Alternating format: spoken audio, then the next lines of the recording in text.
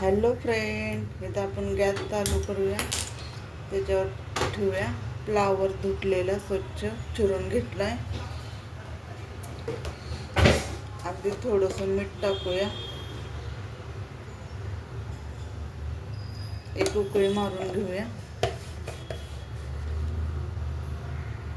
एक कांदा चिरून घेऊया आपण. फ्लावर आपला छान असा उकळलेला आहे. आता आपण ते फ्लावर काढूया आणि कढई ठेवूया फोडणीसाठी. कढई गरम होते तोवर आपण तेल टाकून घेऊया, जेवढं लागते तेवढं भाजीला.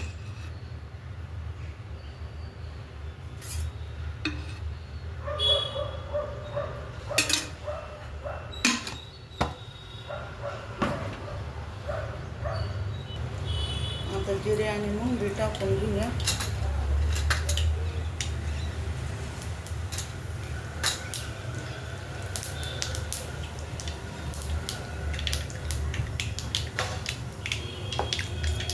इथं घेतलेला आहे कढीपत्ता आणि कांदा घेतलेला आहे चिरून, तो पण टाकून घेऊया.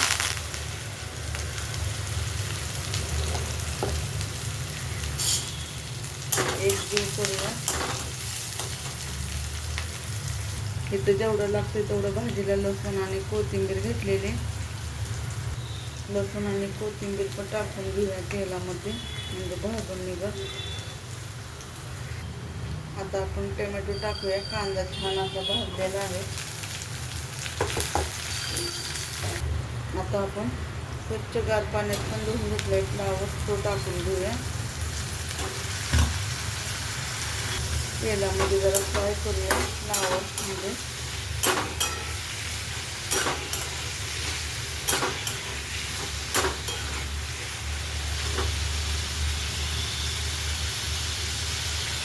थोडंसं मीठ टाकूया चवीनुसार. तर तुम्हाला डाळ पण टाकू शकता, तुम्हाला आवडत असेल तर डाळ पण टाकू शकता. मटकीची, नाहीतर मुगाची, नाहीतर लाल मसूर वगैरे टाकू शकता. हळद पावडर टाकते. इथं आपण काळा मसाला टाकणार आहे, लाल मिरची पावडर नाही टाकली. आता आपण झाकण ठेवूया वापरण्यासाठी जरा. आता आपण झाकण खोलूया. बघा छान असं तेल सुटलेलं आहे भाजीला.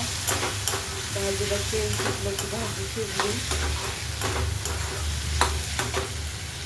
आता इथं पूर्ण अर्धे शेंगदाणे घेतलेले ते टाकूया. दाताखाली आले की छान लागतात. हीच भाजी चव लागते या प्रकारचे. म्हणून मी शेंगदाणे खास तव्यावर थोडेसे भाजले होते चपाती झाल्यावर. तुम्ही नक्की करून पहा या पद्धतीची भाजी. कोण नसेल फ्लावर खात ते पण खाईल. फक्त तेलात करायची, थोडंसं पाणी पण नाही ओतायचं. बघा भाजीला कलर वगैरे कसा आलेला आहे आणि किती छान दिसते भाजी. किती खवाची होईल भाजी. खूप छान लागते. नक्की ट्राय करून बघा ह्या पद्धतीची भाजी. वरतून थोडीशी कोथिंबीर टाकली, थोडीशी अगदीशी. बघा ह्या पद्धतीची भाजी झालेली फ्लावरची. नक्की सांगा कमेंटमध्ये व्हिडिओ कसा वाटला. आवडला तर लाईक करा, शेअर करा, कमेंट करा. धन्यवाद.